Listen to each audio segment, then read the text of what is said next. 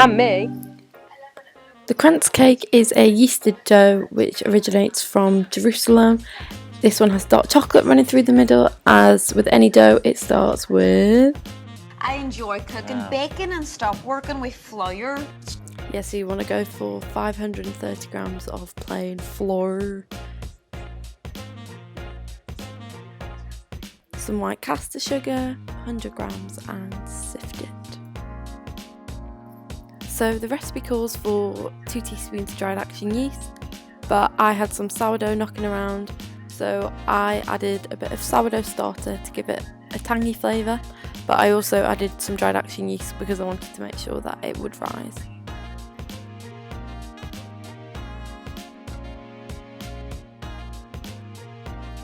You want to add the zest of 1 small lemon. Unwaxed lemons are much easier to zest, but I still find this quite difficult.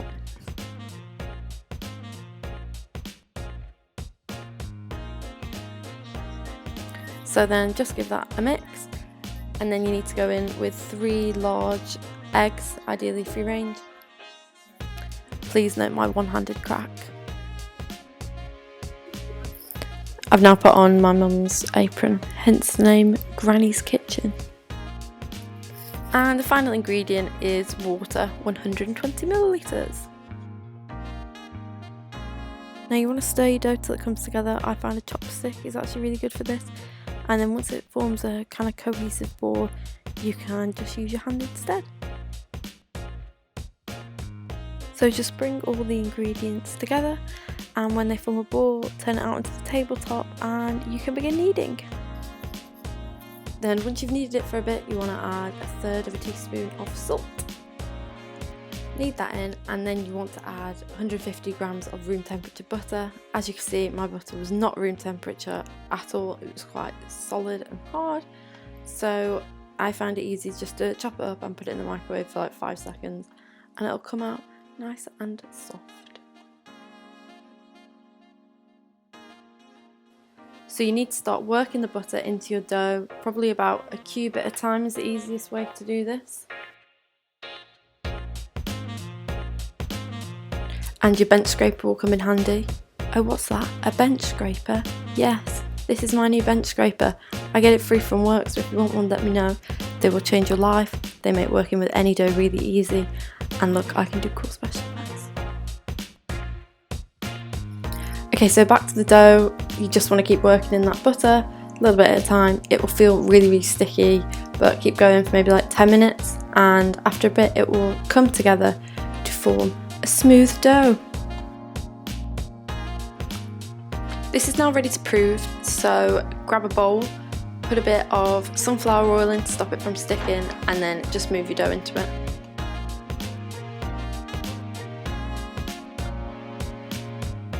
You can use your bench scraper to sweep it up, pop it into the bowl. Then you want to cover that bowl with cling film. This is then going to go into the fridge for like a 6-hour proof.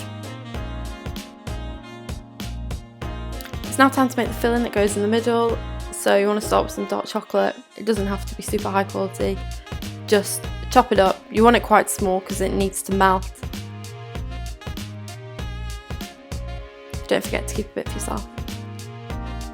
Put the chopped chocolate to one side, and then you want to get 50 grams of icing sugar and 30 grams of cocoa powder. Sift the cocoa powder because it can get quite clumpy. Now you want to measure out your butter. This is going to be melted with your chocolate, so you can either do this in a microwave or do it over a bain-marie. It's up to you. Now you want to add your nuts to the filling. The recipe calls for pecans, but I've done it with hazelnuts and mixed nuts, and that works quite well. Because this is going to be the filling, you want to chop this quite fine.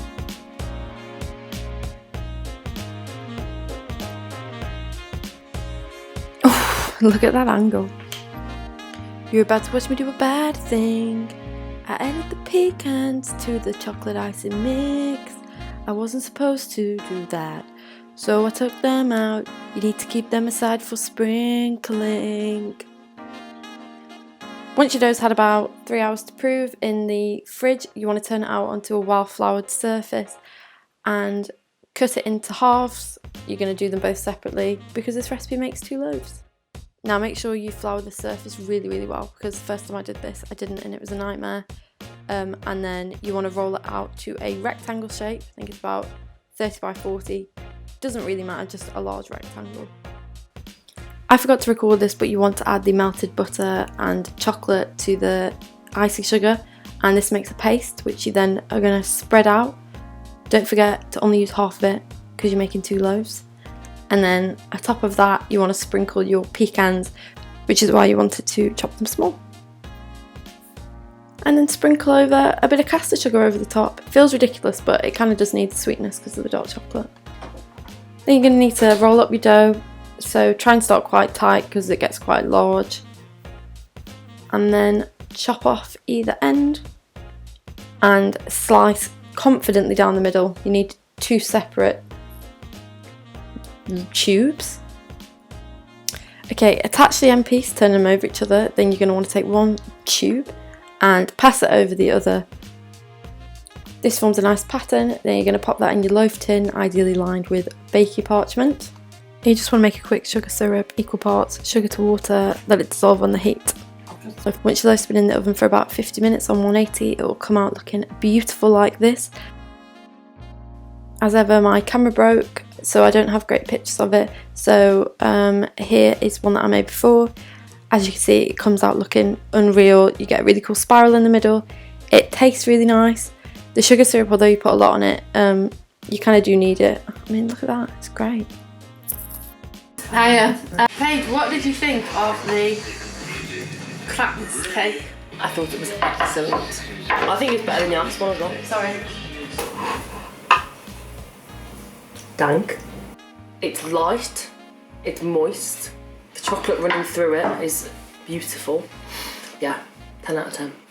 Yeah, would you recommend these recipes to the wider YouTube community? I might try this one. Are you going to watch my video and try? Yeah. I'm going to cook along with Rosie. I'll type the ingredients in the bottom maybe. Well, happy quarantine everyone. Oh god.